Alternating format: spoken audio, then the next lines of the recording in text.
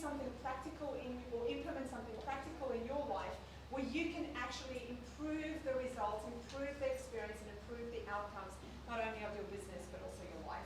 And today is no exception. So we are exceptionally fortunate today to have Mr. Anthony Hart with us. As you all know, this is Queensland's Mental Health Week, and Mr. Anthony Hart has flown up from Adelaide to talk to us about how to improve your mind health. Now, Anthony is a very, very experienced business person. Let me just give you, I'm going to let you tell your own story, don't worry. It's terrible when you get introduced and the person who introduces you tells your whole story and you're like, I was going to say that. I won't tell the whole story, but one thing that I can say about Anthony is that he started his first business at 12. And what he did was he wore a scuba suit and went into a golf dam and found all the golf balls and bleached them and packaged them up and sold them to his dad and his dad's golfing buddies. So that's where Anthony started. And then tracked through lots of other different businesses, from being in the wine industry to being in the pet food industry or pet stock industry, to being in cars. And today, he's made the transition to being in a business that focuses primarily on mind health. And he has a very intimate and important story to share with us about how he made the transition from being a golf ball collector at 12 to being someone who is putting tools in the hands of everyday people that help us improve the quality of our lives and our own mental well-being. So please put your hands together for Mr. Anthony Hart. Thank you. So I'm Anthony Hart. I'm married. I'm 44. British wife who I dragged back to Adelaide, and I've got 3 kids: Evie, 12, 2 boys, James, 10, and Oliver, 7. And so the last 12 or 13 years have been fantastic for me, but it wasn't always that way.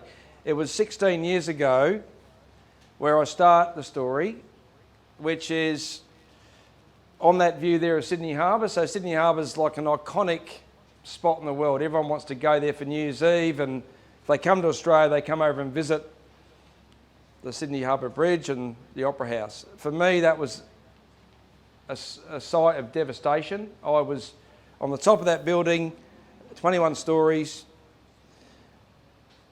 I walked to the edge of the balcony, climbed over the glass rail, and I jumped.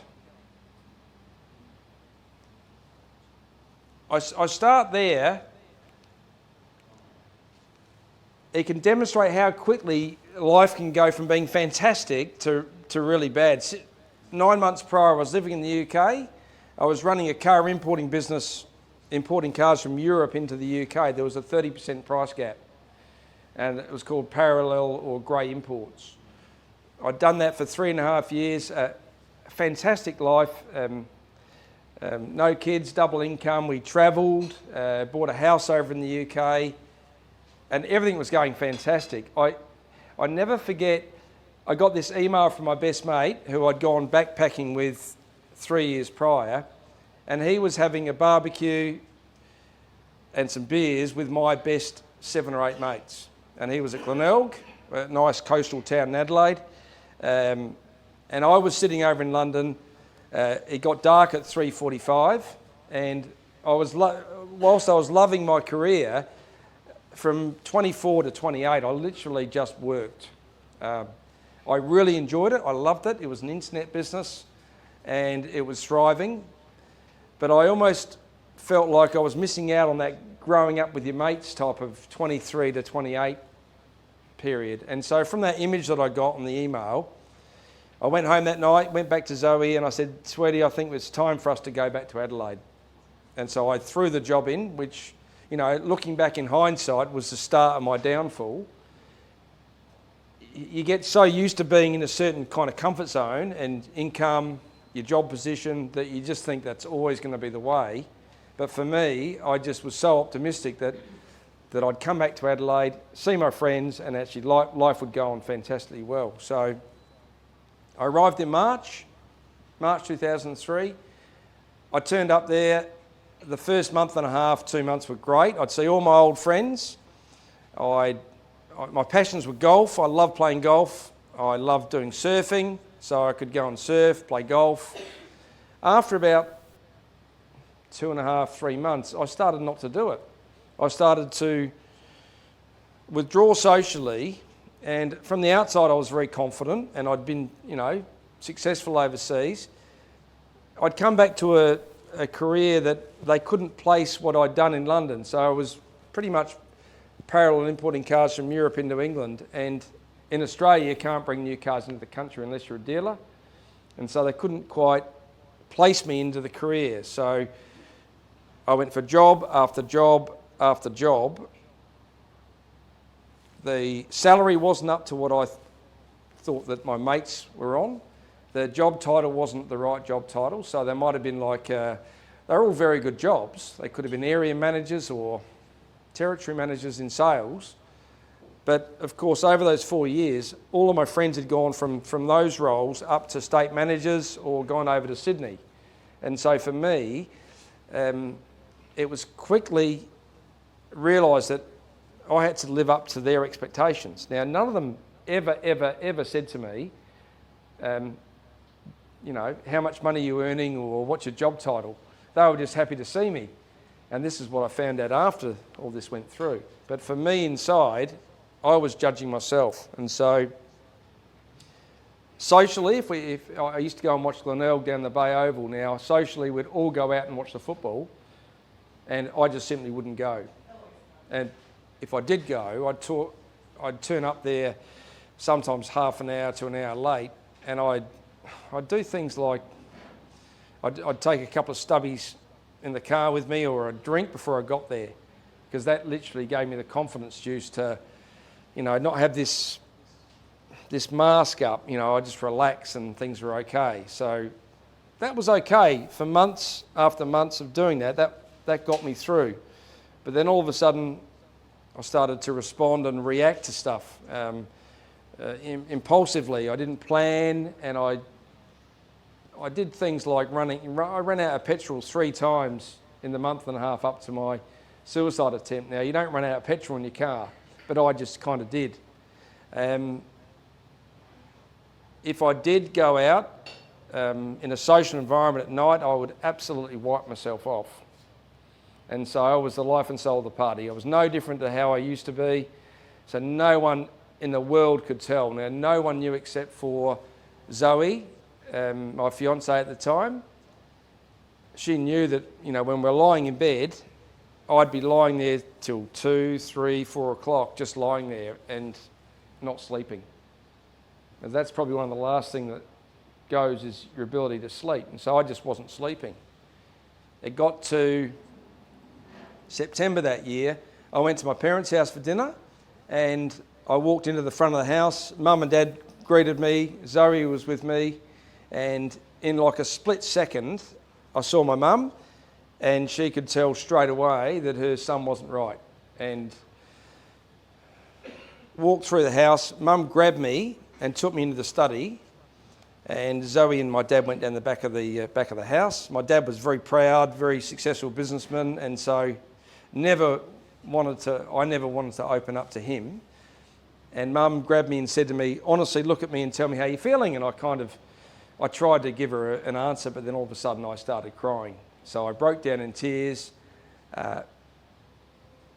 Mum stopped me straight away, said, look, just a health issue. Go to the doctor, go to Fountain Corner Family Practice the next day and just tell the doctor what you told me. That you're not sleeping, you're struggling to get through each day, small things are triggering you to get really upset. And that's what I did.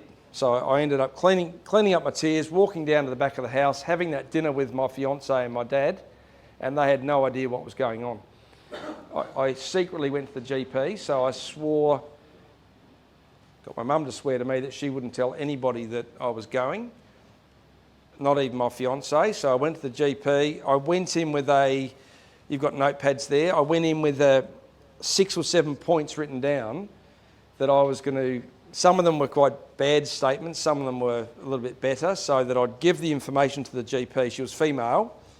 That was, I think, a big problem. Similar age, she'd known our family for 20 years, and so for me to come and open up that I was pathetic and weak and not coping with stuff, there's no way I was going to tell her that.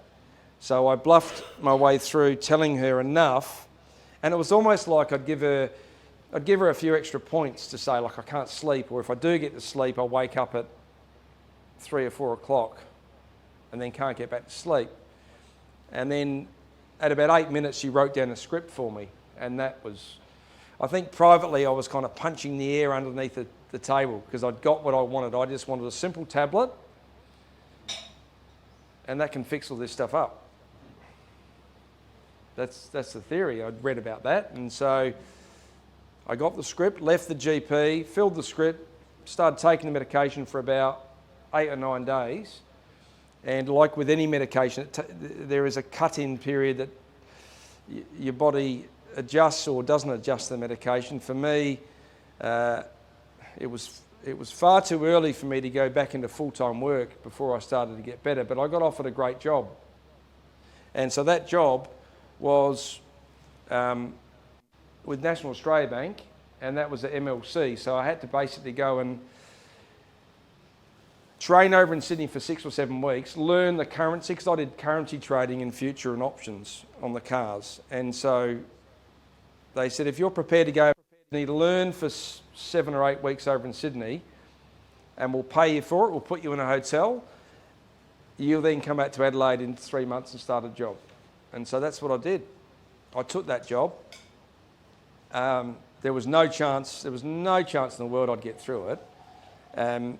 If you're medically 70% sick, so there's only a third of you going, you're not in any capacity to go and do, it's like if you broke your leg or damaged a part of your body. You have to recover before you then go back and put it under stress. But of course I took that job. My fiance just got a job at Cosmere, which is it's a rosehip oil company in Adelaide, and she was the marketing director, so it was a good job.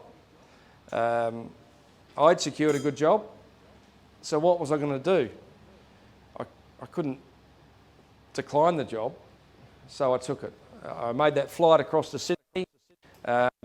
Every day I'd get the ferry across from Sydney across to MLC building. I'd do the course every day, and then I think after about 3 days it became apparent that I wasn't going to get through the course, but I just kept fighting to try and get through.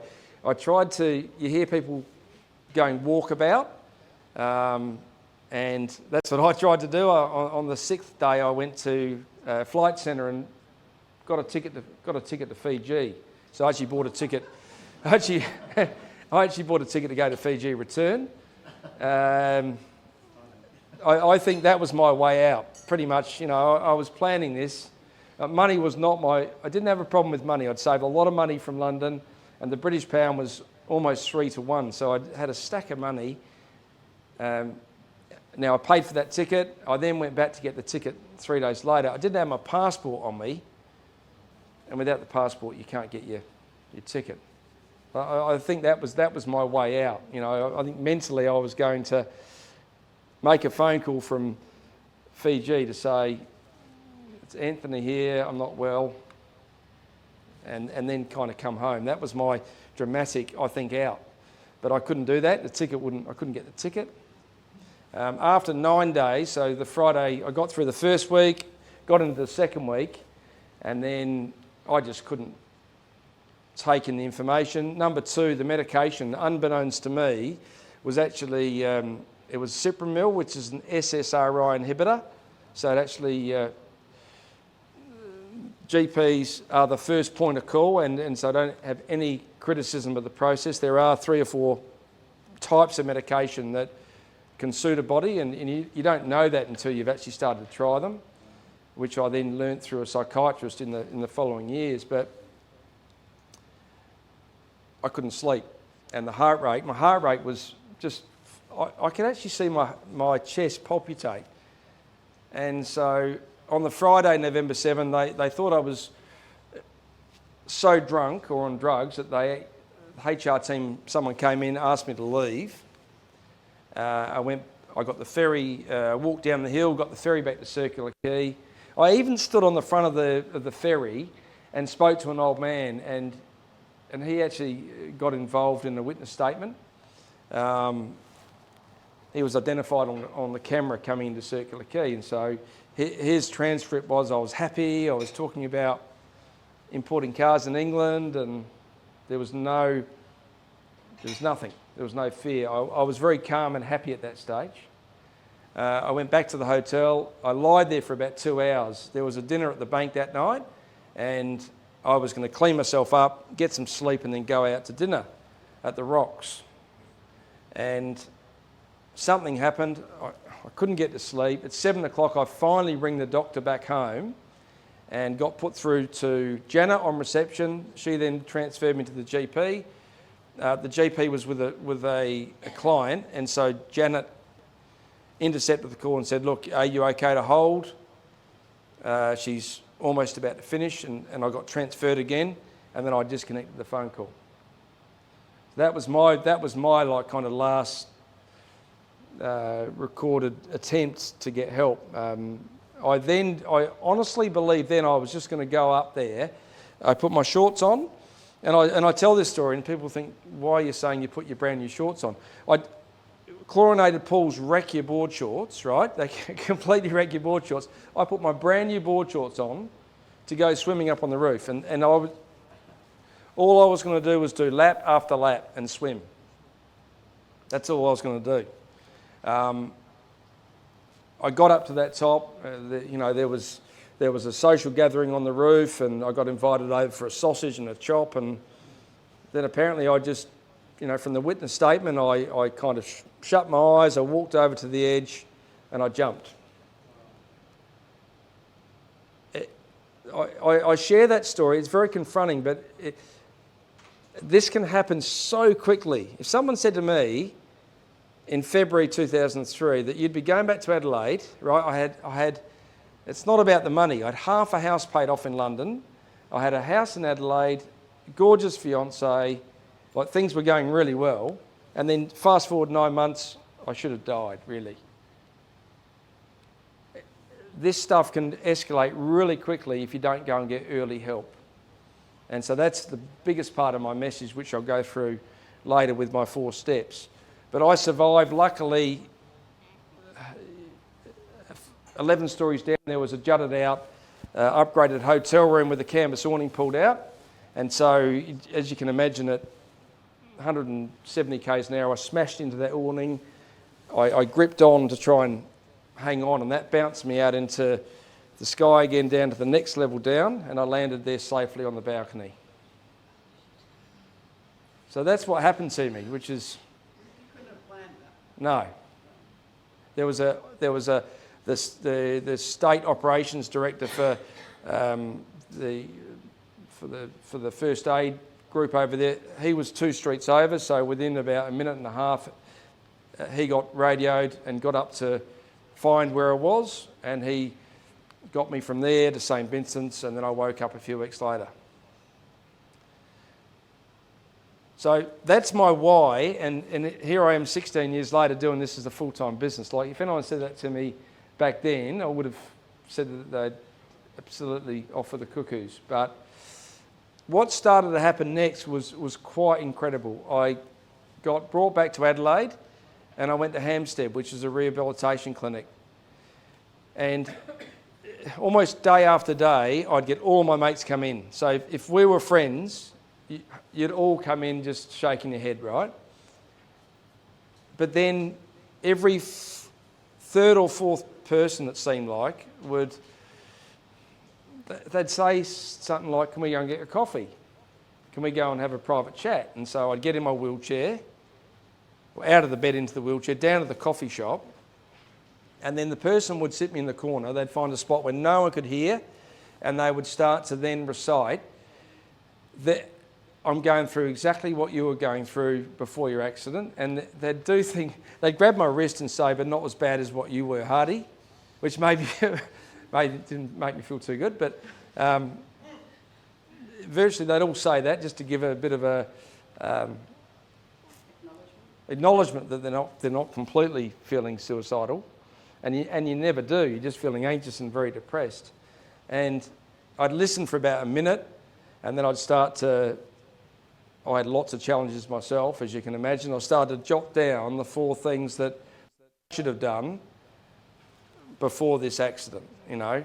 And and this is the silly thing, and this probably sounds a little bit weird, but as I told every one of my friends, not one of those friends,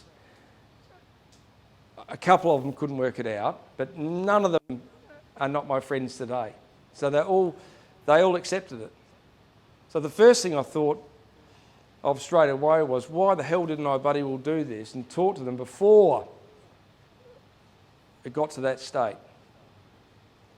But they would start to tell me how they were feeling. I'd start to write down my 4 steps. And the 4 steps I kind of made, I discovered them over the first 6 or 7 months. So they're talking, exercise. It used to be Z for zero alcohol or recreational drugs. Now, forget recreational drugs, obviously, but with alcohol, you know, you either rest, remove or reduce it. And seriously, if you're significantly unwell, and this potentially can be life-threatening, it's the number 1 cause of death for men 18 to 46 by a long shot.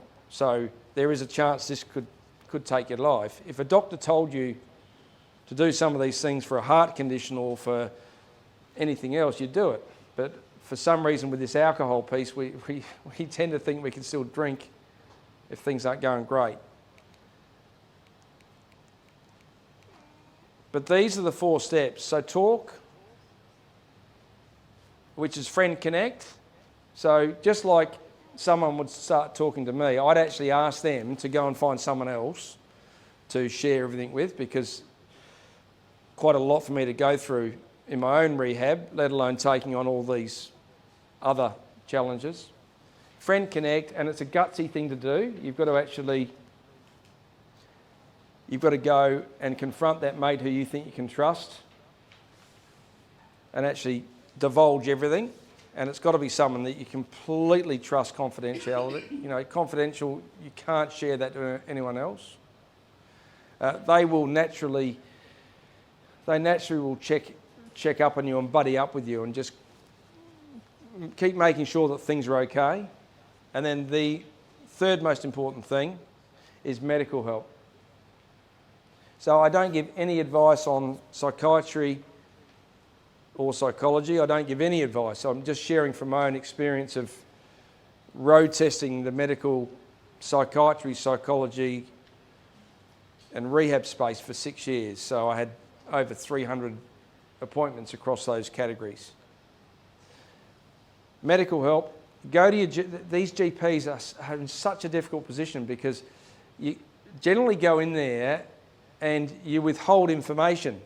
You know, you've got to go in there and tell them exactly how you're thinking, feeling, and how your behaviour is changing. And we talked about that yesterday. That the GPs and the medical professionals have got such a hard job because whether you're a psychiatrist, a psychologist, or a GP, people don't always tell you 100%. And if you're medically going to get better from this, which you will get better. This is a temporary. 80% of mental health related challenges are anxiety and depression based, and they can be managed beautifully well. You can live a great life. I've been on anti-anxiety medication for the last 16 years. I don't even, and I say this, I'm reading the Smart Hub logo at the back. I don't even know what it's like to not be on the medication. Right? The technology has advanced so much more than even 17 years ago. The side effects at the start were, I think, quite lethargic and tiring. But if someone asks you to take a medication for your blood or for a condition with your liver, you bloody will take it. You wouldn't sit there and argue with the specialist. You would do what they tell you to do. But unfortunately, with mind health, it's a completely different kettle of fish. So talking is friend connect, people will buddy up with you, and medical help. Now, I've got lots and lots of stories about my 106 sessions with a psychiatrist in the first 5 years. And the book that I developed was effectively to fast track when I go and see the psychiatrist, because I see him every 2 or 3 weeks for the first 6 years. And it always asked me, just tell me how you're feeling. And he'd just get me to talk. That's all he'd get me to do. And I started to talk about how I was right now. And I'd actually forget that 7 or 8 days ago, with one of my triggers is my pain through my leg, I got really snappy and short with people, and I had an argument. I forget how I was a week and a half ago. I'd only tell him how I was today. So if I had a great sleep last night and things were really good, I'd just tell him exactly what data I've got right in front of me right now. And so psychiatrists work on the chemical stuff in the brain. They've done a medical degree, they've become a practicing GP, worked in hospitals, and then they've decided to go and specialise on the brain, so they do 5 or 6 years, and they come out in their late 30s. So they're highly intelligent people who've learnt the medical stuff and then learnt the brain. So that's the psychiatry side. The psychology side is, which it's funny, when I first recovered, I went straight to the medical side, the psychiatry. Now, it wasn't for 3 or 4 years where I was managing my condition that I decided after 5 years that I actually need to go and work on the psychology side of things. One of the things that I started to display was counting. So entrepreneurs are very highly driven, and when you start businesses up, more and more stressful, and so you're probably likely to suffer from this stuff worse. But OCD was what my diagnosis was, obsessive compulsive disorder. And when you get very, very anxious, you start to just some terrible things your brain starts to do. You start to count things, you start to, my thing was I counted things in 3s, and I'd count people's names, I'd count letters in words on banners, I'd count my footsteps, and I'd go back to my psychiatrist for a solution, and all the psychiatrist would do would up my olanzapine, which would bomb me out, and that would bring my anxiety down and I'd stop counting. But one of my passions was to drive down to our parents' beach shack at Goolwa. So I don't know, has anyone been to South Australia from here? So about an hour and a half south of Adelaide's Goolwa and Victor Harbour. Perfect spot for surfing. Now, I couldn't go down there because that was my worst fear. I would drive along and count every single reflector. And it's compulsion. I had to do it. And so what I did for the 3 years is my wife drove me down, and she drove, and I reclined the seat and just looked up at the ceiling, right? So that was the way that I dealt with it. Now, I got sick of that, and I said to Dr. Davis, look, I don't think I'm fixed. And he said, well, you're doing really well. You're back at work. And I said, yeah, but I haven't managed my counting. So he said, well, go and see a psychologist and go and do what they call cognitive behavioural therapy, which is, in my instance, was exposing myself to my worst fear, which was counting every reflector all the way down to Goolwa. And so I met with the psychologist, and back in those days, there wasn't 6 free visits to a psychologist or specialist. So I literally met the psychologist at the start of the freeway, and then we drove down to Goolwa. And he asked me before the experiment how stressed I'd feel, how anxious I'd feel, how depressed I'd feel the next day, and I'd put them as 5s. 5, 5, 5, 5. 5 being high, 1 being low. And then I'd do the experiment, and then I'd come back. It actually wasn't as bad as what I thought. Even though it's bloody tiring counting reflectors, you can do it, And so I did it, and I felt bloody tired, really knackers you. But I then wrote down 3s and 4s. And then the next morning I had to write down again that survey, and so I woke up the next day, and I felt excellent. I felt 1, 1, 1, 1, 1. Because I was so proud that I'd confronted my biggest fear which was counting, right? Now, forget about the counting. It's the ritual of what your brain does to go into that safe space. And it's hard to explain, but it started when I had a very, very, very confronting, terribly argumentative weekend with my wife down at Goolwa. And I thought that was it. We were going to break up. Zoe's from England. I went out surfing that day, and when I jumped in my car, and I never ever forget this, I jumped in my car from Goolwa to drive back home. I got out of the town and I started counting. And you can't stop. And so that's the psychology. That's an example of psychology, meaning that behavioural experiments deal with the triggers, and chemically the psychiatrist will look at you and work out through interviewing. He interviewed my brother, my dad, my wife and my best mate. So five different psychiatry sessions without me present to try and work out what type of person I was to match to the medication. So psychiatry and psychology. Now when you go to the GP, if you don't tell the GP, I mean, how the hell are they going to know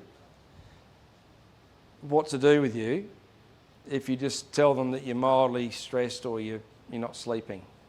Like, give them a chance to try and help you, because you're there to try and get fixed.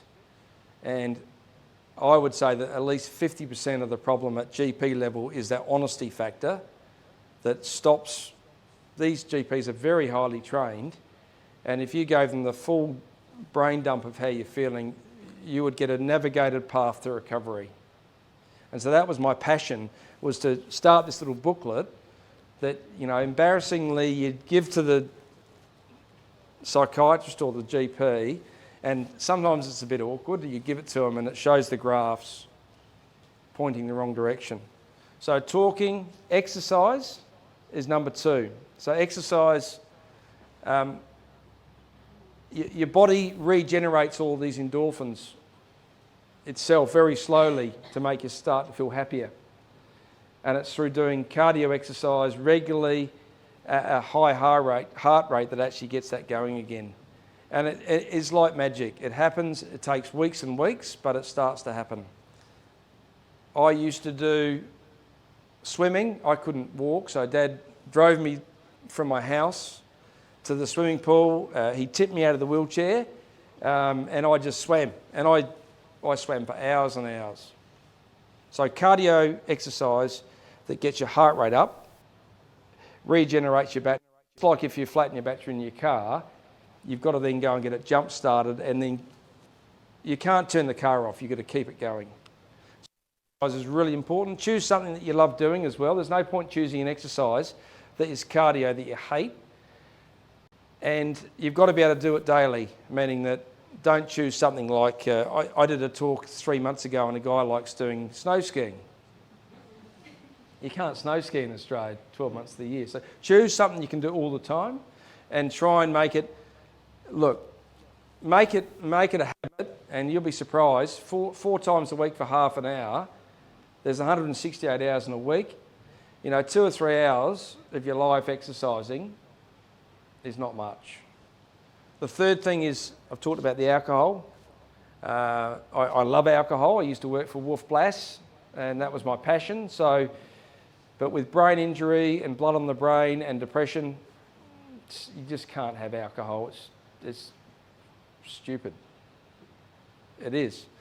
Obviously zero drugs. Now sleep. Sleep is the most important thing.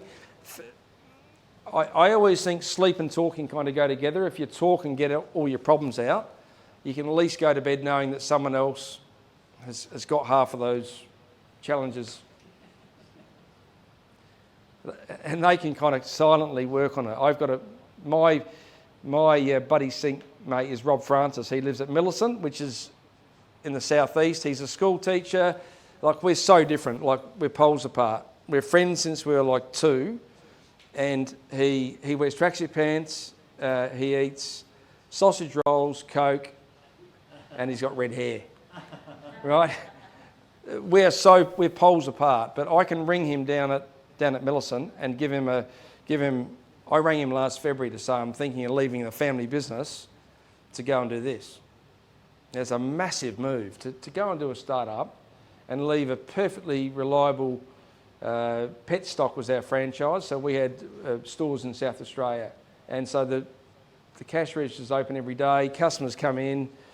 We'd built this business up to a really good level. But I was so passionate to get this going that I left that. Now, he was my guy in Millicent who I would identify.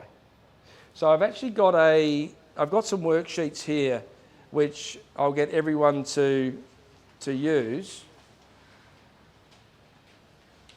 Now, I'm skipping through this quite quick, but we do, you've heard my story, we do workshops which works through this in either a 2-hour chunk in groups of 20. But under this workshop here, effectively each of those 4 things that I look for, so talking, alcohol, exercise and sleep, I'll get you to read through and you'll actually take home your own plan that you can kind of work out today. Now, you don't have to show anyone this, but there's nothing bad you're going to write on this. My brother came up with this idea. He's a farmer in South Australia, and he's got a bushfire exit plan for his property. There's only one road out, and so I saw him with this one day and thought about it. And this is what this plan is here. This is an exit plan. This is a plan for you to use the second that you're first confronted. So things might be going great now, but you work through this document and you literally identify, number 1, under the talking, you identify your friend connect person. Now, I've shared this with 15,000 people. Telling your best mate or your parents, they'll know something's going on, isn't the best person for you to be syncing with confidentially, because you see them every day and they're just in your face. Absolutely is to choose a really, really old friend who might live further, he might live interstate, or he might live in the town but you never see him, or you might see him 5 or 6 times a year, but you've got to have a really close relationship with them to the point where you can trust that whatever you share with them is in a vault. So either now or in your own time, write those 2 names down. And so for most people, I'm 44, so for me, I've got 2 friends. I've got 2 or 3 friends that I can put into that category. I've got a guy in Sydney, and I've got a guy in Millicent in South Australia. And I can ring him and absolutely know that won't get shared, because that's the number one thing that we're ridiculously worried about, is that person that you tell is going to share it with anybody. So they're the people that you put down for your friend connect people. Number 2 is exercise. So really think about the exercise that you can do if things go really bad and you get into a bad spot. That's cardio, you can actually do it, and you actually like it. You got to love doing it, or you got to at least think you can do it consistently.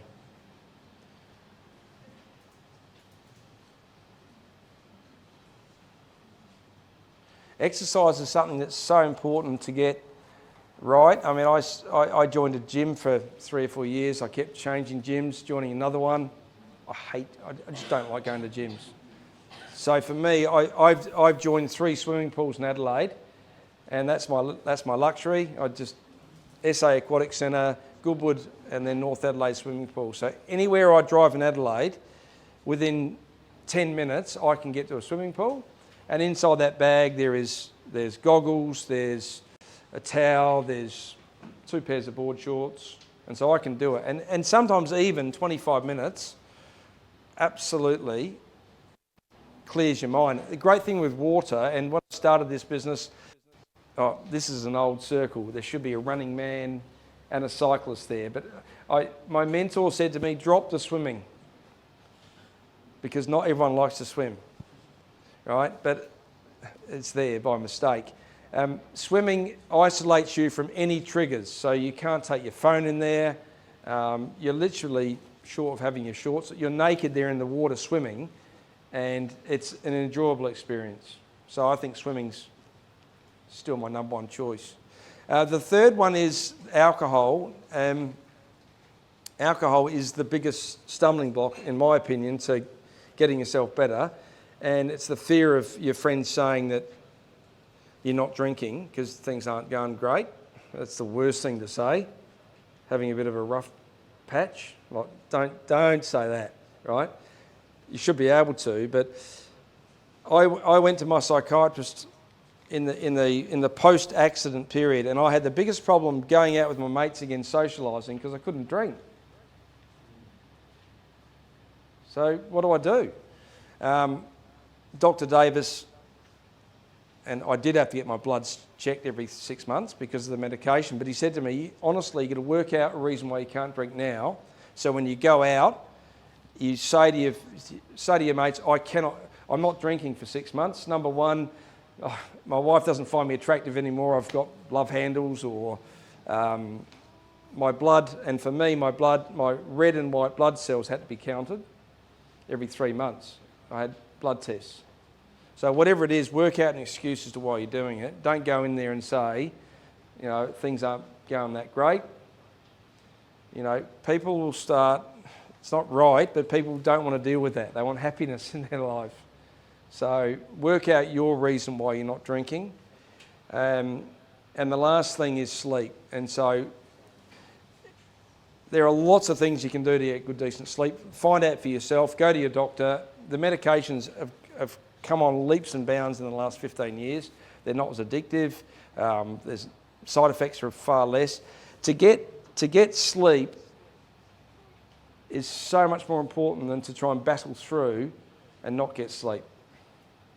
Because if you're not sleeping, you can't get yourself sorted out. The transfer of this from a booklet, it had to get out of a book. It had to go from a book into the digital age. And so we've actually launched 4 weeks ago our first app. So LifeBack Tracker has been launched with the support of 3 large corporates. And so I'll get everyone, if they can, to get their phones out. And we've got a copy of this on everyone's chair, I think, isn't there? So if you want to go onto the Wi-Fi,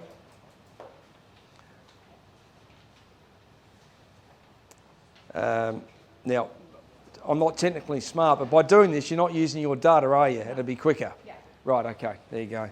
So, as you can tell, I'm not that great savvy IT-wise, but we've gone to a great company locally in South Australia to build the product, and it's the first release. And so, LifeBack is one word. So if you can go into your the Google shop or the Apple shop, get type. Yeah, it is. That's it. Heart Wellbeing. Yep. So it's LifeBack, one word, and then tracker. So LifeBack space tracker. And it's be really quite powerful for everyone to download it and give it a go. Can I give you mine? You seem interested at the front. And so what it does is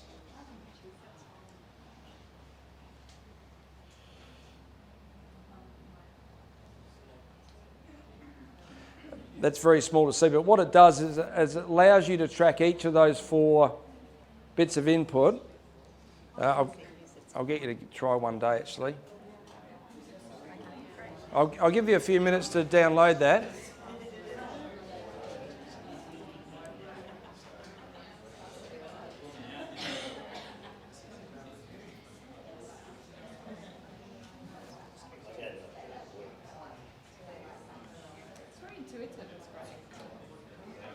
Well, I've deliberately made it so simple. Now, you should be able to do this with one hand because my left arm doesn't work. But at this stage, all we're doing on the first release is just actually trying to identify the data and be able to make it, I call it numpty proof, make it easy for you to put it in. And you need to give it, 7 or 8 days of putting your data in and then you'll start to see some of the graphs. And so it's not rocket science that will go reverse. And so, you know, if you try and drink every night, I'll go reverse. You drink 3 or 4 beers every night, stay up till 2 or 3 o'clock, do no exercise, and don't talk about stuff that's really getting on your nerve. You know, your thoughts and feelings score will be low, will start to spike up. Conversely, hopefully you hear this talk and then you'll go home and give it a go for 2 or 3 weeks and try and prove me wrong that it doesn't make any difference, and I can guarantee it does. You know, go away and try and go completely off the alcohol. Deliberately switch off after 5:30, 6 o'clock. When I say switch off, it's funny, you're doing this on your telephone, but turn your phones off, you know. Play with your kids and actually switch off. Go out and it might be hard at the start, go out and exercise. Force yourself to go and exercise. And nothing happens. It doesn't happen in 3 or 4 days, but if you do this, if you can kind of get past the 9 or 10 days, it'll start to get addictive. I have a question as well. Yep. With the friend talk, when I went through my depression, I found it very hard to actually talk to anyone because I thought everybody was out to get me. I had not trust anybody. I couldn't talk to anybody. It was really rough. So, when you're in depression, in the experiences that I've had, it's hard to recognise it's actually something going wrong with you. And even though people tried to tell me, well, I would drive down the road, have my newborns on the car, and think if I just drove my car off the side of the road into this tree, I would get some sleep and some rest. And it didn't even click that that was the wrong way to think. And even though people told me, I didn't believe them because I believed that they were out to get me. Yes. So how do you, because I think your story is so amazing, you know, have these real life experiences, that how can we recognise within ourselves that things aren't going well? So Does that make sense? I'll try. So how do we recognise that things aren't going so well in ourselves? Yeah. That would be, because you're right. The outside people, you think they're trying to get to you. That's what you were saying. Yeah. So, you know, I think the one thing you can ask yourself, right? And if I don't know you, so we've just met, and if I asked you, like, are you yourself 15 or 20 years ago? Are you as happy as what you are then to now? That almost nails it. So you think of your periods where 2000 to 2003 was I call it my pinnacle, that best 4 years of my life, like living in London, just heaps of money, travelling, and everything was great. So now things aren't as good as what they were. They are better in certain avenues, but some of the physical pains that I get really do shit me off. So if you weren't that happy, try and work out how you are compared to how you used to be in a happy spot. Does that make sense? It does, yes. Yeah, and I think this is all about self-assessment here, and you've got to be able to recognise in yourself. You've got to be able to recognise in yourself that things aren't going great. Now, unfortunately, you know, or fortunately, it takes stories like this for you actually to go home and think, you know what, I'm not as happy as what I was 10 years ago, and we should be the same. Now, what I'll just look at the time. How are we going for time? 101. 101, okay. Yeah. So we've got a little section. So we've got 4 minutes until we go to spotting Okay. 4 minutes. Yeah, sure, okay. Look, we've got a questions and answers session a little bit later, so I'm just going to go through 2 more. The questions go on for quite a while, so I'll go through the next 2 pieces. Now, this is my graphing. You can't see the graphs, and everyone tells me you shouldn't put the graphs up for PowerPoint, but I love graphs, and so please go and have a crack at this. You know, you don't have to be suffering from any mind health challenge to see whether your graph goes up. So that'll be great. You know, if you get heaps more sleep, exercise and cut the grog, you know, your stress levels you can confront stuff a lot better. That's all the graphs are saying. That's obviously, it was a huge passion to get it from the book into an app, and so please, everyone use it for the next 2 or 3 weeks. I'd love, if this has really touched you guys and you thought this is brilliant, I'd love 2 or 3 of you to identify yourself and be one of the app testers, because I've got a group of 65 people around the country who I'll add to the list, and we'll ask you every 2 or 3 weeks. We want constructive feedback, so rip it to bits and tell us which button's not right, or we're too close to it to get the feedback that we've been given.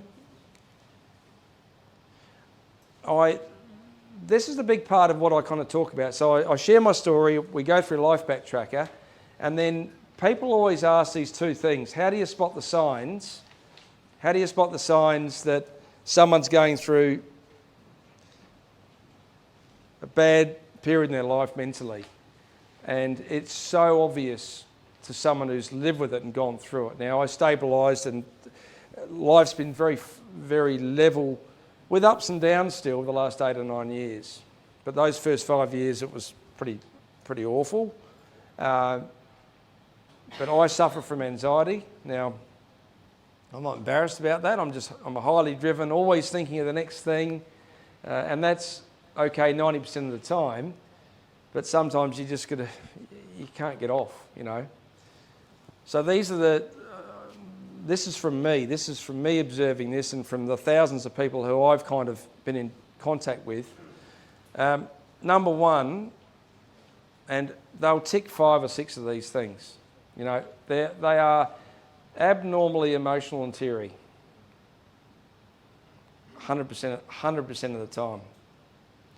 Very rarely do you get someone who isn't showing that symptom. I had a guy, I did a talk in Kapunda in South Australia in the country. He lived up there for 26 years by himself, and he was straight-faced. You couldn't get any emotion out of him whatsoever. And I said to him, have you got kids? Are you married? And he said, no, I've had girlfriends, no kids. He had a really well-paid job. And I said to him, you got no stress. You know, it's perception. And his lips started to go. After I shared my story, he said to me, no, for 12 years, I've been going through what you went through.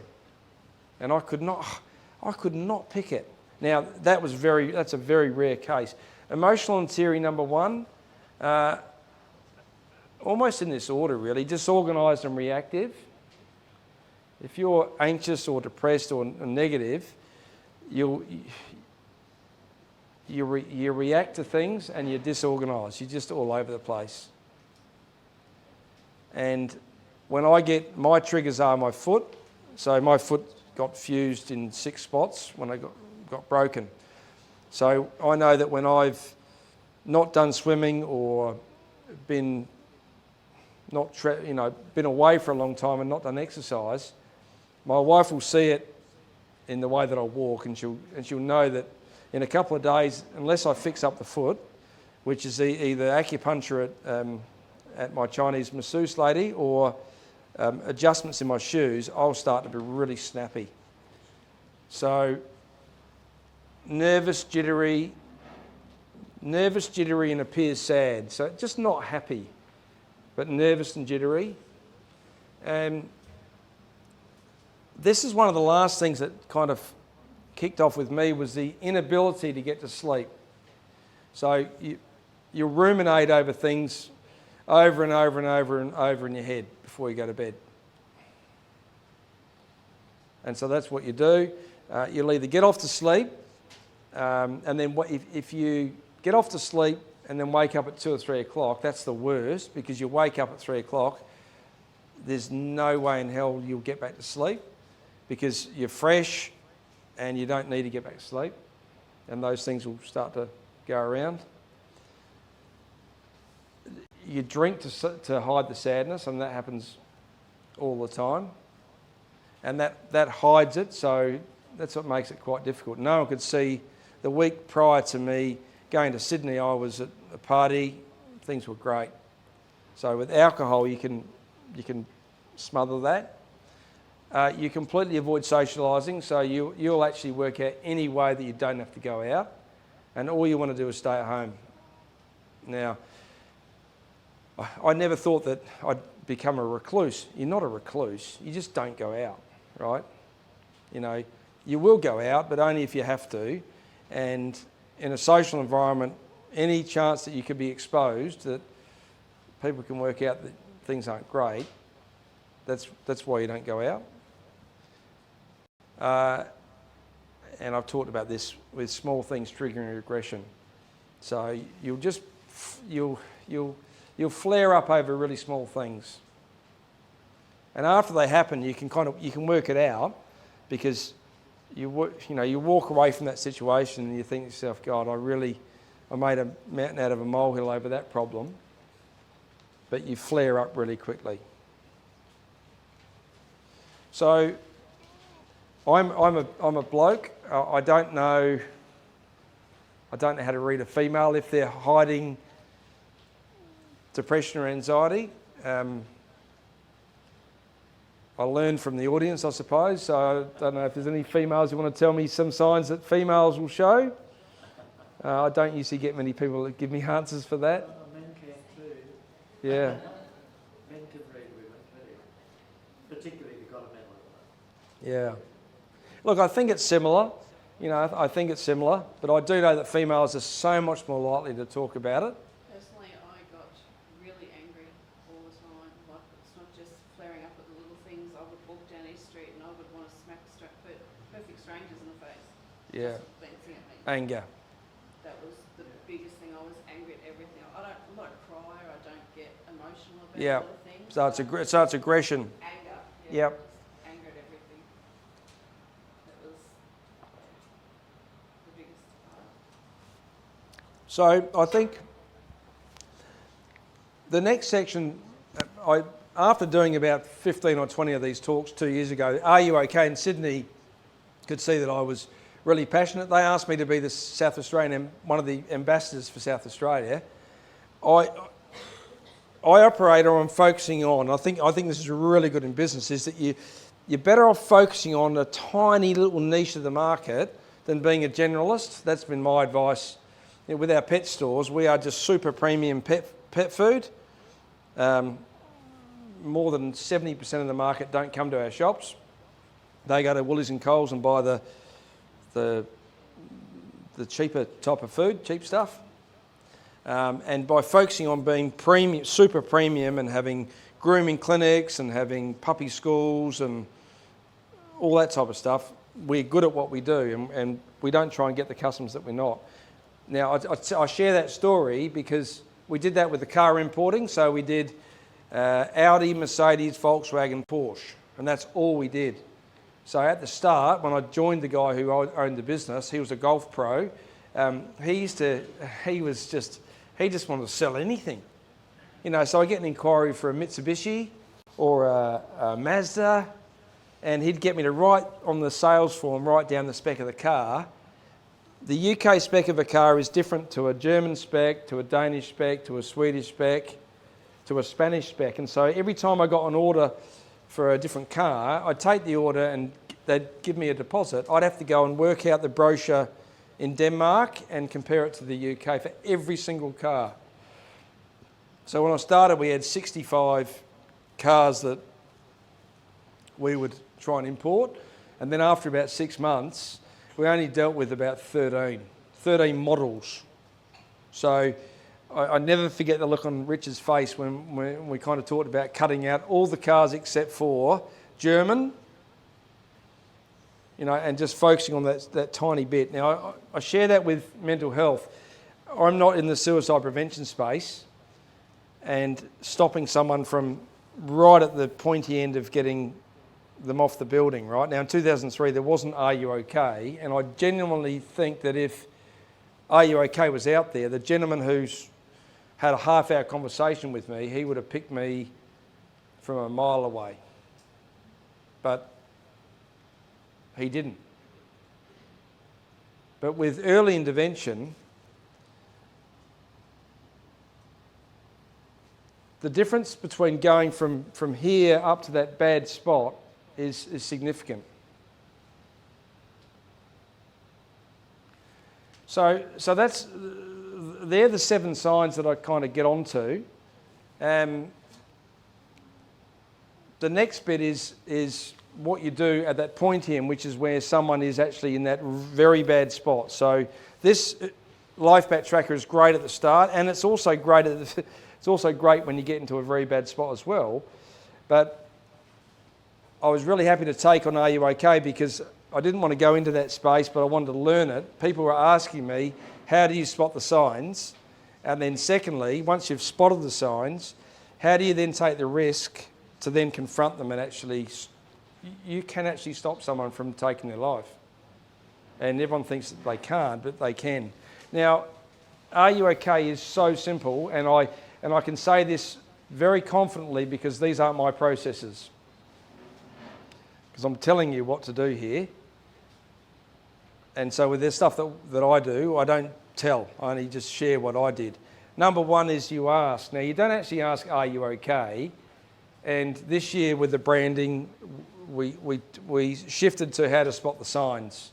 So there was probably less in the media about ask, are you okay? Ask, are you okay?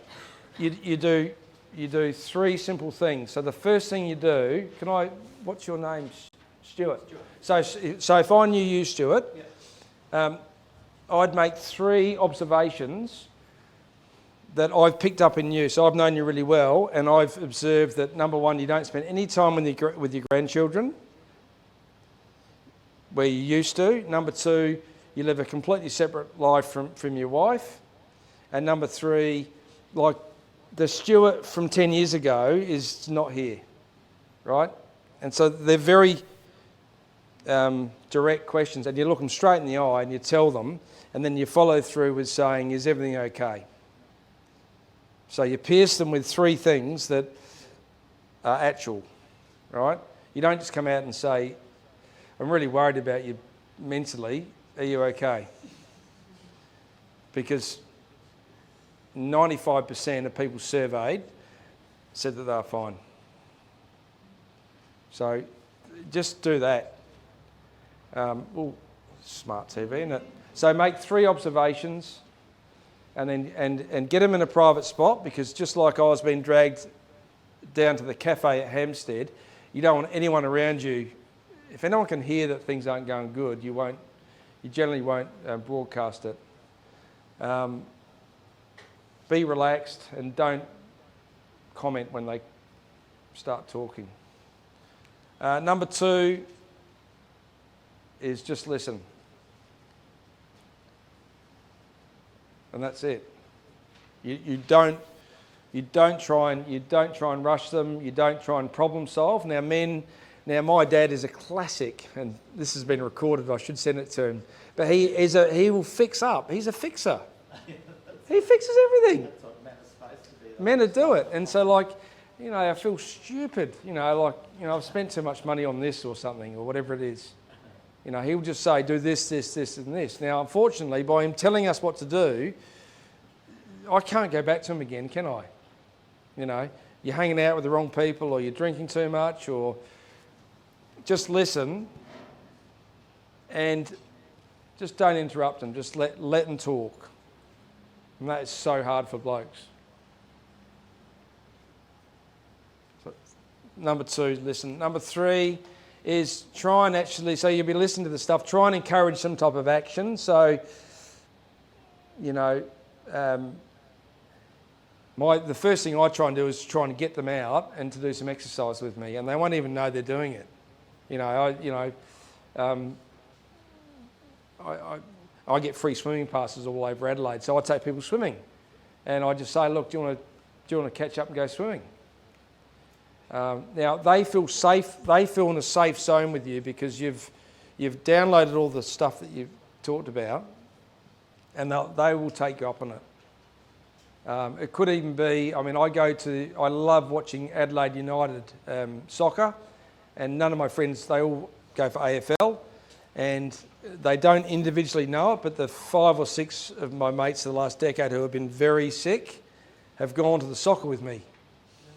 I ring them up after they've come to me with that first discussion. The very next time I see them, I don't talk about anything what they shared. That's so important. Don't bring it up, but try and be with them, meaning try and be close to them. And so I say, look, I'm going to Adelaide United on Sunday. I'll shout you a ticket, right? And they always said yes. They always say yes, because that person who's inside really fearful of how they're feeling, they're safe with you and they'll come. Now I used to put that expense through the pet stock account, so it didn't cost me any money. But when I went to the soccer, I never ever talked about the issue, right? Don't, just leave it. Now, if you can establish that relationship, the chances of that person taking their life drops by about 60%, because they've got one person that is close to them. So if things get really bad, that person will ring you up again in tears, and it'll it's either relationships or financial. So relationship being family, business, or personal, and financial. Generally the financial one is 70% of triggering something in the relationship. So encourage action. The most large corporates have got an EAP, which is an employee assistance program. So you can get 6, sometimes up to 10 free visits with a clinical specialist, and that's confidential. The bill goes to the employer and there's no disclosure of who it is. Most companies, certainly all those companies on the stock market have got them, but larger corporates have got them. Even if you don't have one at your workplace, you can go to your GP as an Australian citizen and get what they call a health plan or a mental health care plan, which gives you you've got to nominate your disciplines, and it gives you, I think, 3 visits to each specialist. I split mine each year between podiatry and physiotherapy. Now that's for physical injury, but for a mental health care plan, psychiatrists are very heavily subsidised because they're qualified, and so the gap, should never be financial that you don't go and get help. In 2003 there wasn't that subsidy, so it came in 2007, and I think you can get, it could be different state to state, but between 6 and 8 visits.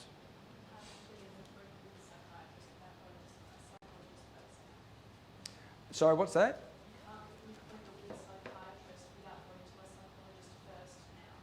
Right. And that's the same in Adelaide. So the question was, you can't go straight to a psychiatrist to get an appointment. You've got to go, generally the process is through your medical GP or a psychologist. Generally, I thought it was more the GP that refers on, but also a psychologist can do it.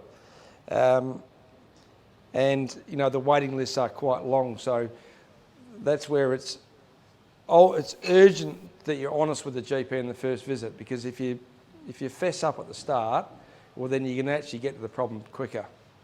And if you heighten the problem, they will move heaven and earth to try and get you in quicker. There is a massive shortage, unfortunately, of psychiatrists.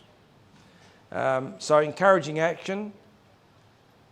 You can't leave them kind of by themselves, because it can't also just fall on your shoulders. So I always like the power. There's an app that you can get which is the power of 3, so you can actually tell a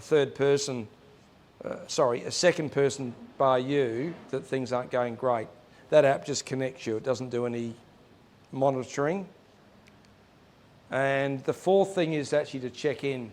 So it could be every 6 or 7 days or 3 days, or just subtly try and check in with the person. Don't let them go for 5 or 6 weeks with no one making contact. Because generally in a social group, if they look back at someone who unfortunately was successful in taking their life, their social network depleted right down to virtually, one or two friends. So checking in is really important. Forcing people to go out is really good. People forced me to go out after my accident because I was so nervous going out. I had this arm couldn't work, I couldn't walk, and so I had to go out to pubs in a wheelchair. And everyone would say, "What happened to you?" Well, I gave them a pretty good answer. So that's the process for Are You OK, which is really simple, and you can get this off the Are You OK website. Is that you ask, right? But don't ask, "Are you mentally ill?" No one wants, and the word mental, I mean, you'll see in all of my literature is mind health. So it's either physical health or mind health. And, if too much is going on in your mind, you've got to take stuff out and you've got to just give yourself a break. And everyone will agree to that, and I still don't understand why they can't call it mind health, because mental comes only from one spot, which is the brain. And I don't care how many times you try and destigmatise mental health, I just don't think, in my opinion, is that you're not going to sell it. People are not going to want to put their hand up and say they're mentally ill. It just discriminates really bad. So asking, listening, encouraging action, and checking in. So they're the 4 type of simple steps. There's some really good posters on the Are You OK website that you can download, big A3 posters. Most people will say even the other way, by pointing out 3 things, most people will still tell you that things are fine. Or there's 6 ways you can dig deeper to try and get that out. And all I can say to you is persist with that, because you absolutely will save a life if you follow that process, and you don't need to be scared about mucking it up, because if you ask someone genuinely, how good's that? They're going to open up to you as well. So now, on the time-wise... Yep, we're good with Q&A. Q&A. So now, any questions you want to ask me, there's nothing out of bounds. My phone number is available on my website, and anyone can give me a call anywhere, anytime. This is what I do for the next kind of 20 years. My passion is to make people not go down the same path that I went down, right? You don't need to. And, 50% of people who, in the post-mortem, I'm sorry to talk like this, but when they're going through the facts after a suicide, 50% had never ever medically gone and got any help. So I think that's a huge sales opportunity. I can say that sale, can't I? That's a sale for me, because I'm giving a free product away. But so if there's a private question, ask me afterwards, but there's no boundaries. So do we have any questions? Michelle, can I just ask, so when the next... So when you were in hospital for 2 weeks, did you wake up and go, what happened to me? Or did you not remember that moment? Did you not? No, I woke up after they put me in a self-induced coma, and I woke up, I had no idea what happened. And even when I woke up, I was awake, but then for the next 3 months, I don't have any memory. When you have a brain injury, I had to learn everything again. I couldn't remember anything, and my short-term memory was gone, so I had no recollection of what happened. I remember the 3 or 4 days up to it. I just had a cousin who was a cousin's husband who just had fought with a kid and then went for a walk and they found him in a tree 3 o'clock in the morning. No sign of anything, nobody had no idea. Yeah. And that's what happens. Yeah.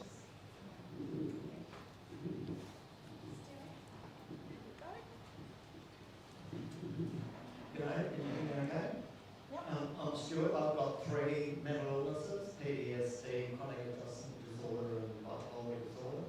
Probably PTSD happened in childhood. Stella and I are both talking about being brought up on the land and the difference that people have in that area. There's actually a Black Dog Law on Saturday, which is about supporting mental health in rural areas. I feel really quite passionate about that because there's actually what is happening in Rockhampton is that the many people of the land who must go to this produce place, Yeah. and they've discovered that the bloke there is really good to talk to, which sounds really good, except now these people of the land are ringing him at 3 or 4 o'clock in the morning because they want to talk to him about what's happening. So I tried to get involved in that and find a way that others could support him, because we're seeing these people will just burn out, get mental illnesses or whatever themselves. Oh, the one's taking the call, the guy taking the calls, yeah. He's taking the call, so the men from the land feel comfortable with him. But when you talk about these initiatives, I think these are the sorts of things that we need to get into rural areas. If you talk about psychiatrists and psychologists in central and western Queensland, they actually don't exist. So that's not an easy option. So what I'd like to do with some of this is with the involvement that I've got on the Black Dog Board, is to say, here's some of the apps, here's some of the way that people on the land can get them and look into them. And also being a man and talking to women about any particular issue or mental health issues, I'm sure you'll shoot me down in flames if I'm wrong. Yes, there is certainly a tendency for men to want to fix a problem. However, I've also had women say to me, "Oh, look, can I just talk to you about this?" And oh, go on. Yep. And can you just tell me what to do? Because I talk to my female friends and we all go yada yada yada yada yada, and nobody gets any further. So that's the flip side. I think it's about empathy. If you can communicate with people effectively, the people who come here, if you're an effective communicator, then you will be able to reach out to other people. It's that simple and that's complex. You need to know yourself, I suppose, because since 2008 I've been seeing a psychiatrist and you talked about that. The more you know yourself, the better. But that's very, in rural areas there's a very clear distinction often between men and women. Yeah. So that sort of crossover may not happen, but thanks for coming up in your beautiful city, and I certainly hope that for Rockhampton as being a hub for rural health, a massive drought. You may not know how massive the drought is in Queensland. Thank you. Yeah, I do. I'll speak to that. Now this is the cattle capital of Australia. How far now? I'm terrible with my locations. Julia Creek in the floods. How far away was that? Is that way away from here? Yeah. Right. Okay. But up around this way, there's 80,000 people here. Yes. And if we go back 50 years, probably half of the income was coming off of the land. And it's probably declining now. So it's a massive. We were talking today that it's a massive little incubator, which would be great to actually get this. It's a free app. It'd be great to get if we could get 30,000 people in the town using it. Be bloody fantastic. But that's what I'm. This sounds a bit rude, but you can't. You can mitigate your symptoms, right? So I'm always going to suffer from my genetic conditioning. My grandfather lost his life to suicide in Perth. I've had another suicide in my family tree, and depression. Right, so it's in my genes, and bipolar and PTSD. Right, so they're hard to manage, right? Okay, but what I'm saying is, regardless of whatever's happening, that if you do these 4 simple things, right, and even the most complex mental health cases, if you bloody exercise for an hour every day in something you love doing, if you don't drink alcohol like nothing, if you work on your sleep and if you talk, are you going to feel better or worse? You will feel better. And so I'm loath to try and add complexity to my product because I always get asked to add in diet because the gut has a fair bit to do with your brain. I don't know if I'm answering your question, but it was more of a discussion point. I'll just address as well that gentleman who's taking all the phone calls, and he will fall. He'll end up falling down as well. I'm very strict. I only speak to someone for about a minute and a half, 2 minutes. I'm not being rude, but all I'll try and do is, and I'll let you talk, but I'll try and find out how I want to try and influence 2 of your inputs. So if I can try and work out alcohol, exercise, sleep or talking, right? I pretty much just do a quick checklist of those 4 things. And if you can just do, I think these 2 are great. If you can cut the grog and exercise, even without breaking the taboos of talking to someone, But in a rural produce, I mean, I can picture that, as I said, because I've been brought up on the land. I can picture the interaction with these cow cockies coming in, getting the rural produce. what are they called? How are you, buddy? Cow cocky. Oh, sorry. Sorry. Cow cockies, right. Farmers. Yeah, go back. Yeah. Yeah, maybe it's a Queensland. So when they come in, they go, oh, how buddy, how's the drought? What are you doing? Rah, rah, rah. So that's the actual language. So to them, it's not realistic for this bloke, the one providing No. the bloke, it's not realistic for him to cut it off there. See? So the cow cockies have this connection. The phone calls keep coming, and Can I just mention something really quickly? Yeah. Stuart, thank you for the work that you're doing and thank you for being involved in the Backlog Ball. That is a really great initiative. Also, you mentioned the problem with being rural, people not having access to psychologists and psychiatrists. We actually have a startup as part of our hub called Rural Health Connect. And it is a platform where people can access psychologist services via video conferencing with very low internet usage. So I would encourage you to have a look. You have 2 apps in your pocket, the Life Back Tracker and Rural Health Connect. And with those 2, we can actually make a huge difference to people who live away from services or remotely. And it is an issue, definitely. Who's next? Mr. Bill. Look, thank you for sharing your story. That's right. It's very powerful. My own observation is we are living in a world with increasing stress.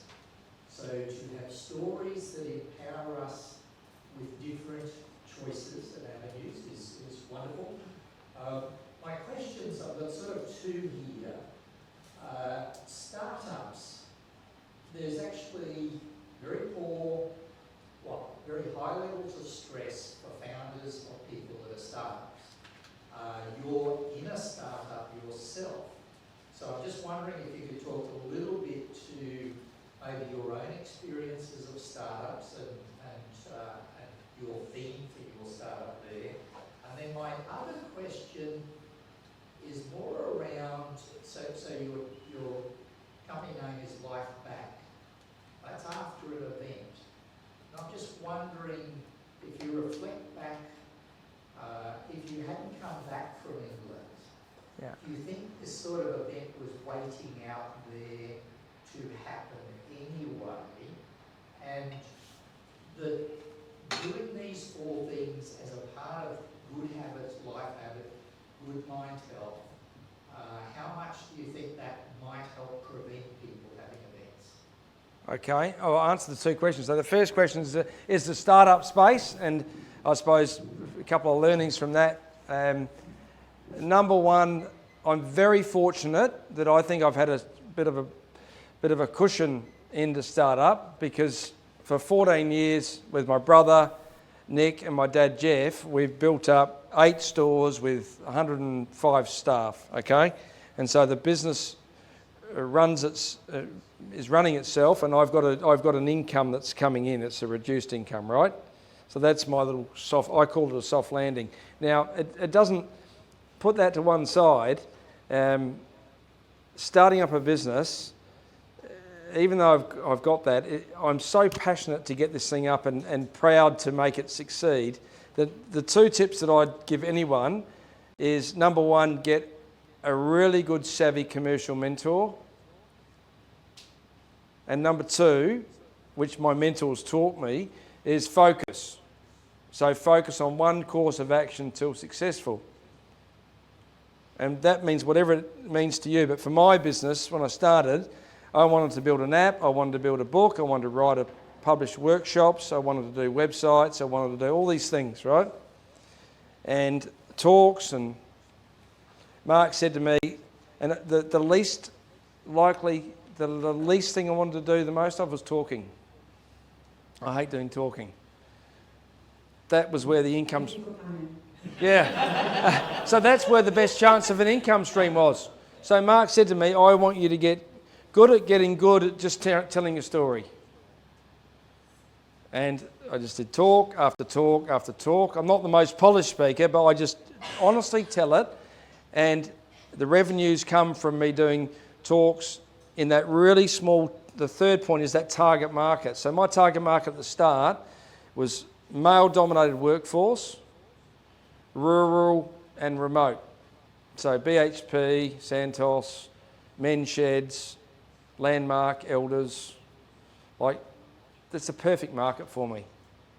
So focus on your one single product to the point where it gets so boring, and just make it better and better and better and better. And so we even got to the point where at the start we didn't have. So this took months of mucking around. This used to be Zest. 0 alcohol, exercise, sleep and talk.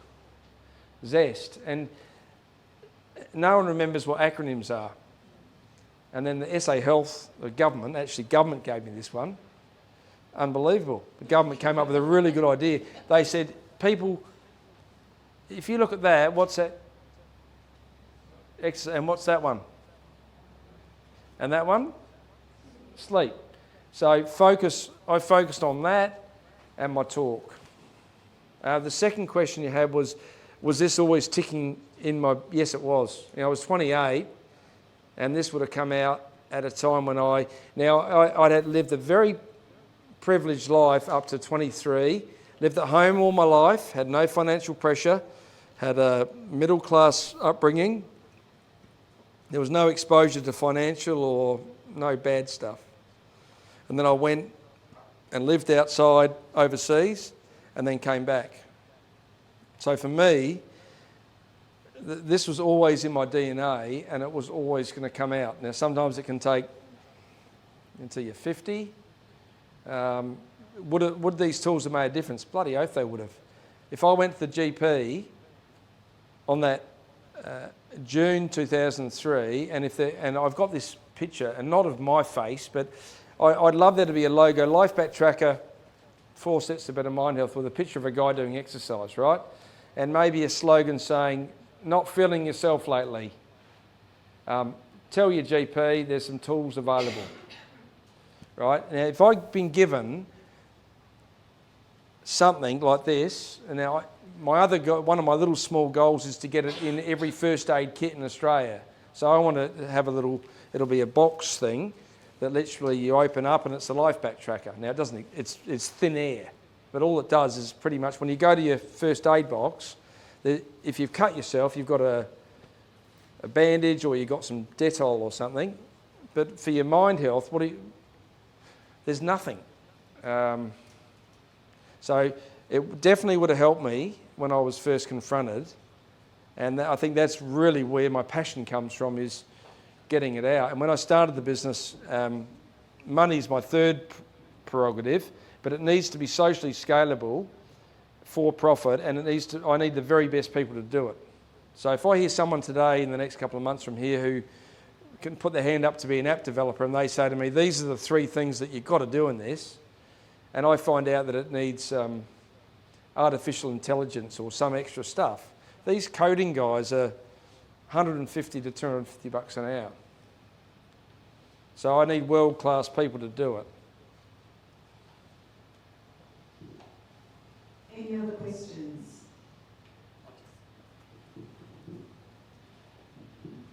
Anthony, you mentioned about the genetic influence, so basically the nature, nurture, and the chicago in your family. My family also had that. A niece of mine, Heidi, committed suicide several years ago.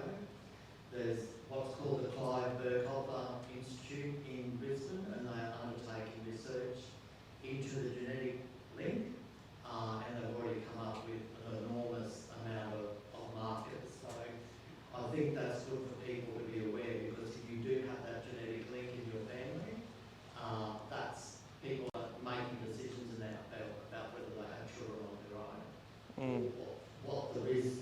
If you've already got the nature, and then you've got the nurture on top of you, then you've got a double whammy. Yeah, I think that's a brilliant point. Now, Samri, I don't know, it's quite a famous building. It looks like a cheese grater on North Terrace in Adelaide. It cost $300 or $400 million to build it. It's a South Australian Medical Research Institute, and so they're non-biased to everybody. They're doing some incredible trials down there, and I reckon 6 or 7 years away there'll be when I say a test. You know, you're predisposed. Now I know in my 3 kids, there's one, he's 100%. Right, so he's a lovely guy. 95% of the time, he's great, but he drops down on these big emotions. They're already doing that testing. I've had DNA testing for bipolar disorder, and I'm on lithium. So Yeah. that's what they're currently doing. And they can test for it. And look, that was one of my. I almost put my little booklet in the top drawer. Why would I leave a bloody brilliant business and then go and start from the beginning again? Now, you know, my son started to show these signs a couple of years ago, and I thought, shit. I mean, how good would it be? How terrible would it be in 10 years' time? I get a phone call to say he's jumped off a building. I mean, so really, I can share this because I'm very passionate. You know, back in the 60s and 70s, sexuality and your preference was an issue, right? And people were losing their lives at extortionate rates, right? Now, your sexual preference, everyone's equal and different, right? And the suicide rates have increased. They've reversed incredibly in that space, right? And so I'd like to think that in 20 or 30 years' time that we look back to now and go, shit, like half the people who died by suicide was so embarrassed to get help that they just died.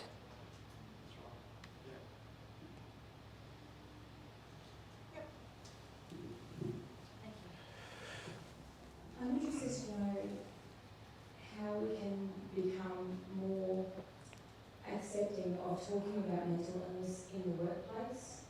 So how do we get employers to work with their employees, bearing in mind that they may be struggling in this way? Even if you're doing your 4 steps, you know that there's the ebbs and flows of mental illness. So how do we talk to our employers about assisting us to work within the realms of the business while coping with mental illness? Good question. Well, in 2 months' time, I'll absolutely be able to talk for hours on this. When we started this process, we had people. We'd go to different towns, and we'd find people who were just, this is brilliant. I want to be involved in this, and so I started getting people to be ambassadors, right? And we're designing a program that rolls out 1st of January to workplaces and community. We're actually identifying people in workplace who are mind health champions. So everyone's a mind health champion. And we roll out 12 months of the year, every 2 weeks, we send out very non-mental health related either video pods or message tips around everything that proves that this has got nothing to do with a subject that can't be talked about. And leaders, one of the most powerful things that I do when I go to workplaces is if I can identify a leader, managing director or owner or a sales director, to open up about their story, and they actually get up and do a talk, right? It's so powerful, and I can share this. You know, Pioneer Water Tanks is part of the ARNS Group, which is my corporate partner in this business. They've provided the administration manager wage for 3 years for my business. And one of their managing directors stood up there and introduced me 3 months ago, and he started by sharing his story. And as soon as he did, guess what happened? There's six people out of 65 staff. Of 3 of them on the day actually gave a story straight back to the managing director. This gentleman had panic attacks and he couldn't sleep and couldn't do certain things. And so as soon as you become vulnerable, leaders become vulnerable, that's how it flows through the workplace from what I've seen. I think while we always go from a bottom-down approach, I think it's always going to be difficult. How do you create that situation though? Sorry? How do you create that situation though where your manager opens up all of a sudden? How do we do it? Well, we're rolling out a Mind Health Champion program to workplaces, this is how we're trying to roll it out with Lifeback Tracker, which is to break it up into 4 days per year. So every 3 months there's a focus on, and it's real basic. One quarter is on alcohol, the next quarter is on sleep, next quarter is on exercise, and the next quarter is on talk. And so depending on where the business is, you might start with, I did some work with a company in Melbourne where we looked at alcohol, exercise, sleep, and talking, and no one was ever going to start doing this talking stuff, or even.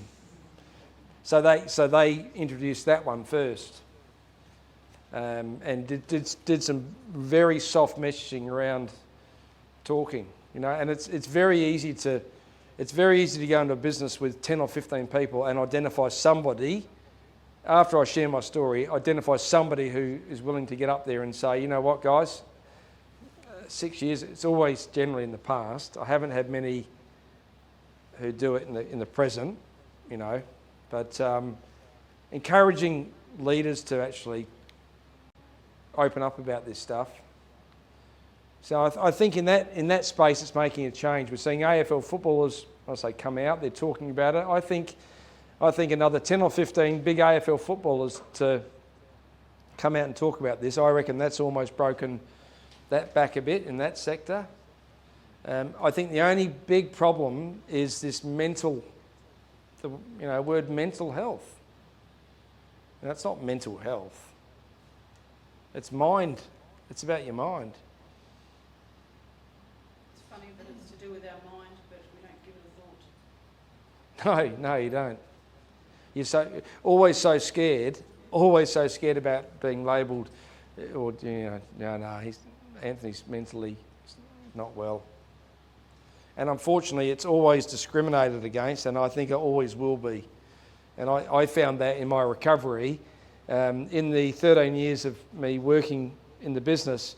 We had a monopoly in South Australia. We had the state rights, so we opened all the stores up. Suppliers had come over and deal with me, and I was the haggler and the deal maker for products. And I never, ever, ever revealed. I always wore a long sleeve shirt, and I never, ever told them about my story. Because I didn't want sympathy, or I didn't want to be pushed as hard because, he's got a mental health problem. Any more questions? I just wanted to add that if one of us is not experiencing some sort of mental health crisis, they absolutely know someone who does. Yeah. So it's actually a great connection, and it's vulnerability that actually allows you to share a story. We do anxiety and depression very well in our family. So we don't do heart disease, we don't do cancer, we do mental health really, really well. So, 3 of us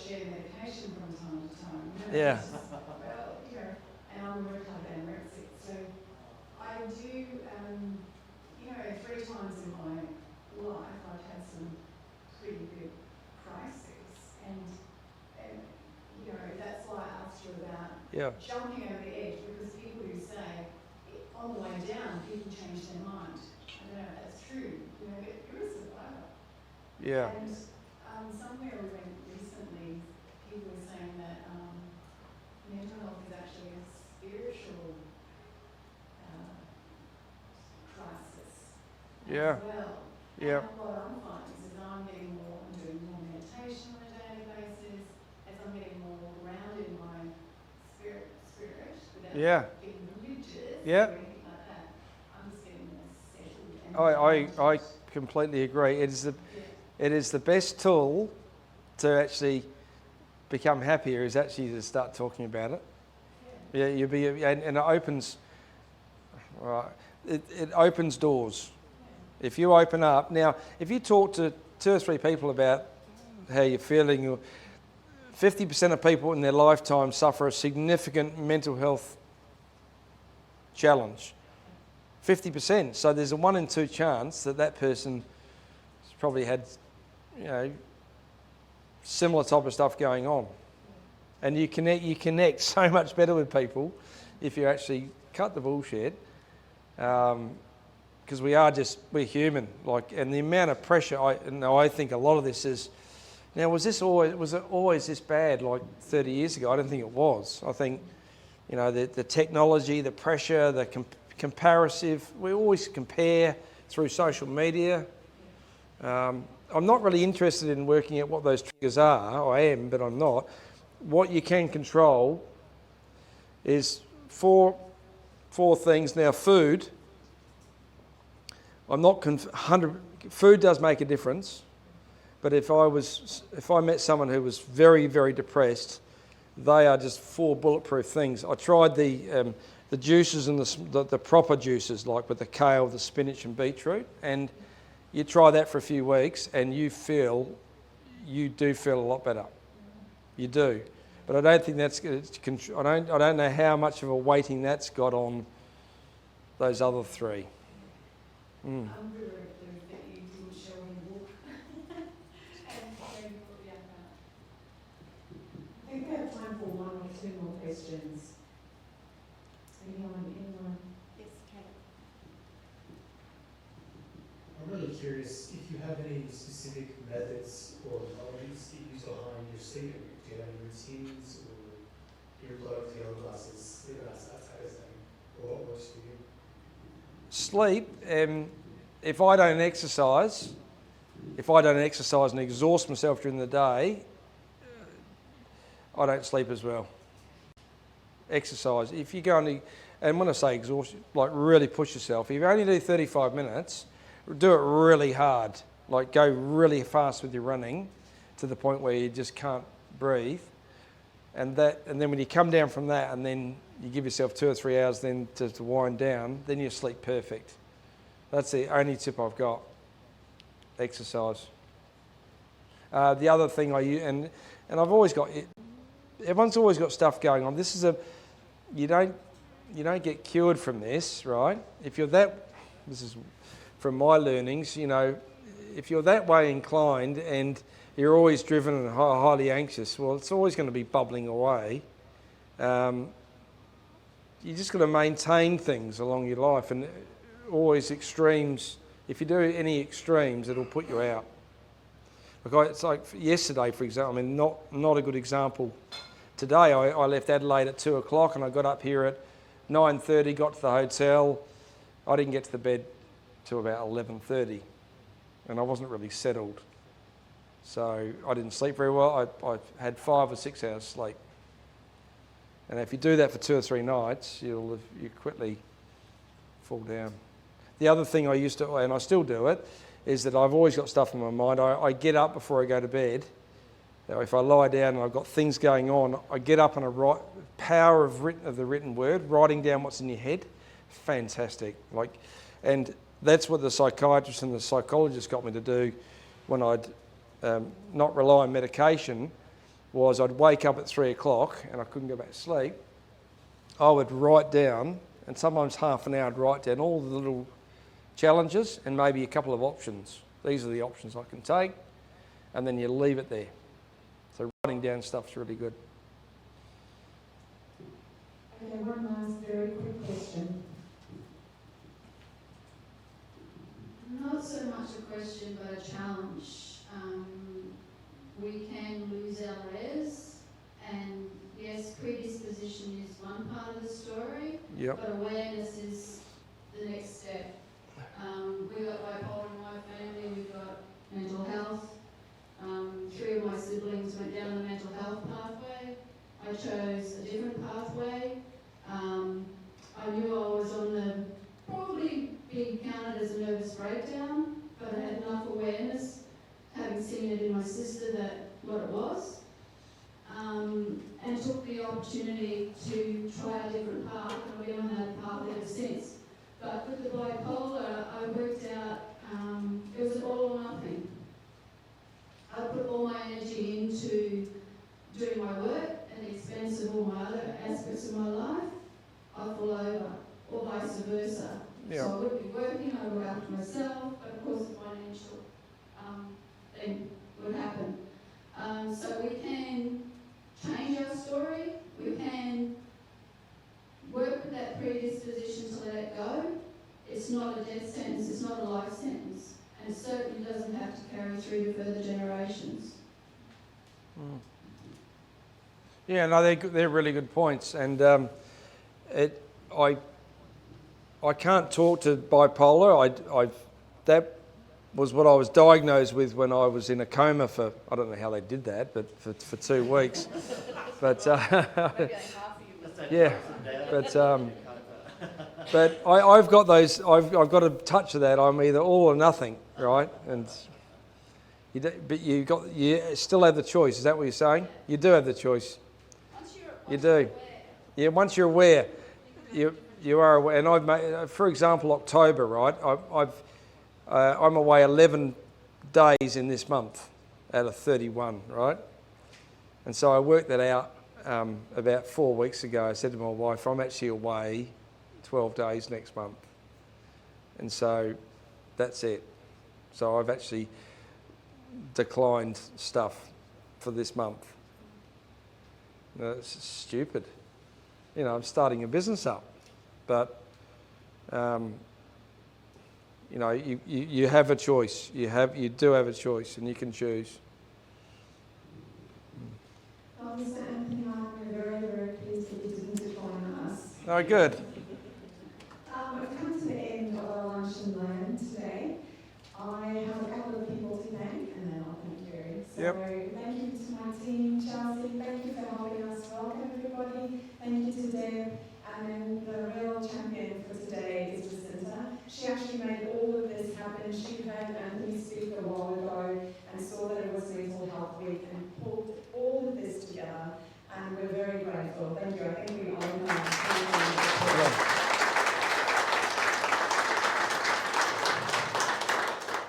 Yes, then we have Mr. Daniel Johnson, who has helped us with our tech stuff. So making this work and making champion, he always jumps in and helps, even though he's actually our entrepreneur in residence and not our tech person. Thanks, Daniel.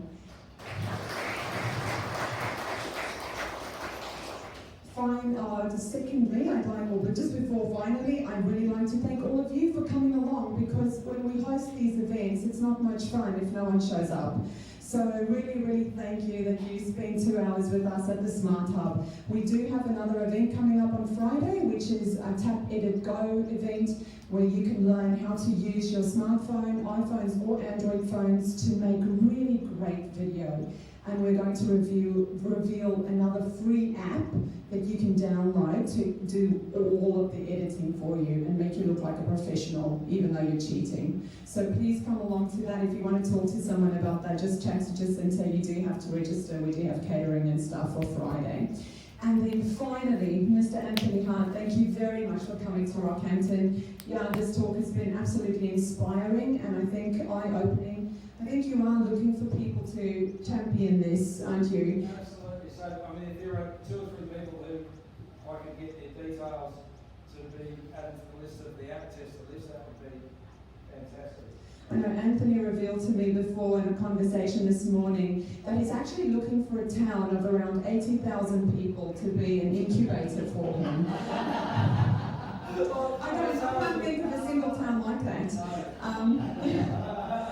So I think we are open to conversations where if you want to champion this, or even if you just want to refer a friend, please feel free. It is a free app, anyone can download it. All the data is completely confidential, so you would have found most apps when you register you have to put everything in, you know, your phone number, your email.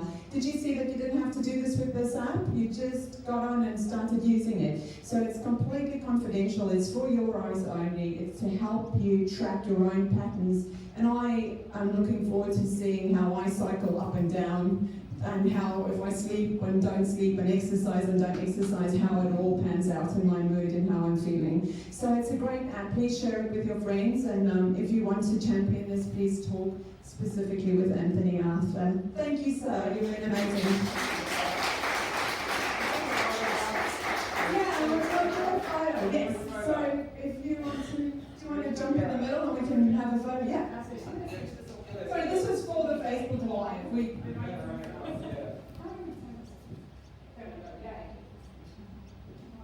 just stand still? How about, do you want to go sit in the audience?